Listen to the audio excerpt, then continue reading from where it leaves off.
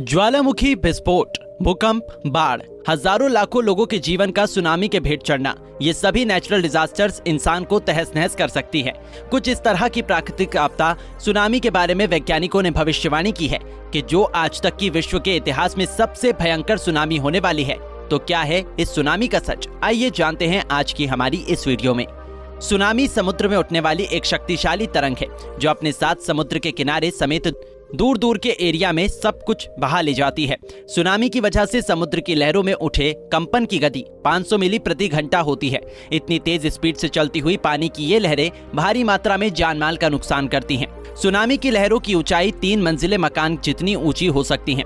Tsunami की उत्पत्ति महासागरीय तल में प्लेटों के टकराने और भूकंप के आने से होती है। भूकंप का आना, ज्वालामुखी का फटना और सुनामी का आना, ये तीनों नेचुरल डिजास्टर आपस में एक दूसरे से इंटरकनेक्ट है। दरअसल समुद्र के जल में कोई भी ऐसी घटना का होना जिससे पानी में विस्थापन हो या प्लेट टेक्टोनिक में हलचल पैदा हो, इन सभी कारणों से सुनामी आ सकती है। लेकिन ज्यादातर मामलों में भूकंप, ज्वालामुखी, भूस्खलन, जल स्तंभ में हलचल पैदा होने से ही सुनामी आती है। विश्व के इतिहास की अब तक की सबसे भयानक सुनामी 2004 की सुमात्रा अंडमान सुनामी मानी गई है, जो सुमात्रा अंडमान में 9.3 इंटेंसिटी वाले भूकंप की वजह से आई थी। वैज्ञानिकों द्वारा इस सुनामी का मुख्य कारण प्लेटों की गति के कारण उत्पन्न हुए फॉल्ट और उसकी वजह से समुद्र के पानी के विस्थापन को बताया जाता है। ये सुनामी इतनी खतरनाक थी कि इसमें दक्षिण पूर्वी और अन्य देशों को प्रभावित किया था। सुनामी की चपेट में Indonesia, Sri Lanka, Bharat, Thailand, Somalia, Myanmar, Malaysia जैसे देश आए थे। इस सुनामी ने सबसे ज्यादा नुकसान इंडोनेशिया को पहुंचाया था, जिसका प्रभाव वहां पर कई सालों बाद भी देखने को मिलता है। हिंद महासागर में इस भूकंप ने सुनामी को जनरेट किया था।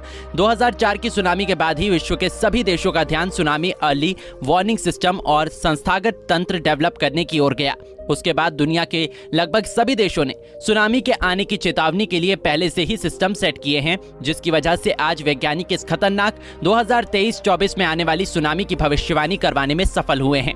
इस अलर्ट के बारे में सुनकर आपके दिमाग में ये सवाल जरूर आ रहा होगा कि वैज्ञानिकों ने इसका पता कैसे लगाया है और वो इसके बारे में इतनी श्योर कैसे हैं।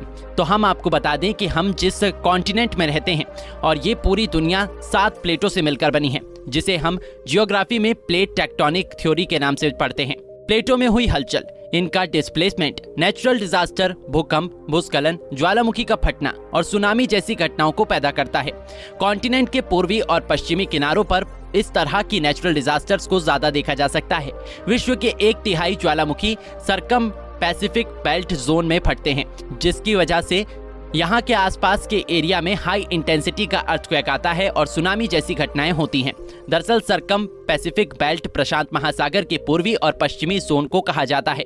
भूकंप और ज्वालामुखी बहुल क्षेत्र होने की वजह से इस एरिया को रिंग ऑफ फायर के नाम से जाना जाता है। रिंग ऑफ फायर के एरिया में पैसिफिक प्लेट और कोकोस, फिलीपींस और नजीका जैसी प्लेट आकर मिलती हैं। इन प्लेटों की हलचल से यहाँ पर दुनिया के लगभग 75% ज्वालामुखी फटते हैं, जिसमें सखालिन, कमचटका, जापान, फिलीपींस की ज्वालामुखी भी शामिल हैं। यही वजह है कि जापान में भूकंप की घटना होती रहती है। रिंग ऑफ फायर की कंपैरिजन में थोड़े छोटे मिड कॉन्टिनेंटल बेल्ट और मिड अटलांटिक बेल्ट भी ज्वालामुखी, भूकंप और सुनामी के जोन हैं, जिसमें अल्पाइन पर्वत और भूमध्य सागरीय क्षेत्र के ज्वालामुखी आते हैं। भूमध्य सागर के कुछ भयंकर ज्वालामुखी वेसुवियस मिड इन कॉन्टिनेंटल बेल्ट का ही परिणाम है। इसके अलावा मिड अटलांटिक बेल्ट अपसारी प्लेट का एक जोन है। यहाँ पर आइसलैंड ज्वालामुखी क्रियाओं का एक्टिव जोन है, जिन्हें यहाँ पर सबसे ज्यादा देखा जा सकता है। वैज्ञानिकों का मानना है कि कुछ इस तरह का सबडक्शन जोन मेडिटेरियन सी में भी डेवलप हो रहा है, जिसकी वजह से 11 देशों में सुनामी आने का खतरा पैदा हो सकता है। 2023 और 24 में आने वाली ये सुनामी इतिहास की सबसे खतरनाक सुनामी हो सकती है, जिसकी वजह से 11 देशों के 40 शहर प्रभावित होने वाले हैं। इन शहरों में तुर्की के एक सबसे बड़े शहर इस्तांबुल सबसे ज्यादा हिट होगा। सुनामी समुद्र की लहरों के ऊपर जनरेट नहीं होती है, बल्कि ये समुद्र की गहराई में भूकंप की तरंगों की हलचल की वजह से पैदा होती है। सुनामी के बारे में जानने के लिए भूकंप को समझना जरूरी है। भूकंप से 3 प्रकार की वेव्स निकलती हैं। भूकंप के फोकस से निकलने वाली तरंगों को प्राइमरी वेव कहते हैं। इनकी गति बाकी सभी तरंगों से ज्यादा होती है। ये साउंड वेव नेचर की होती है, जो लिक्विड, सॉलिड, गैस सभी में से होकर निकलती है। भूकंप की दूसरी तरंग को सेकेंडरी वेव कहते हैं। इन तरंगों की नेचर लाइट वेव के जैसी होती है, जो केवल सॉलिड में से होकर ही निकलती है। भूकंप की तीसरी तरंग सरफेस पर उत्पन्न होती है, जिन्हें सरफेस वेव कहते हैं। ये सबसे ज्यादा खतरनाक होती है। पृथ्वी पर सबसे ज्यादा हानि इन तरंगों की वजह से होती है और इन तरंगों की वजह से समुद्र में पैदा हुई हलचल ही सुनामी का कारण बनती है।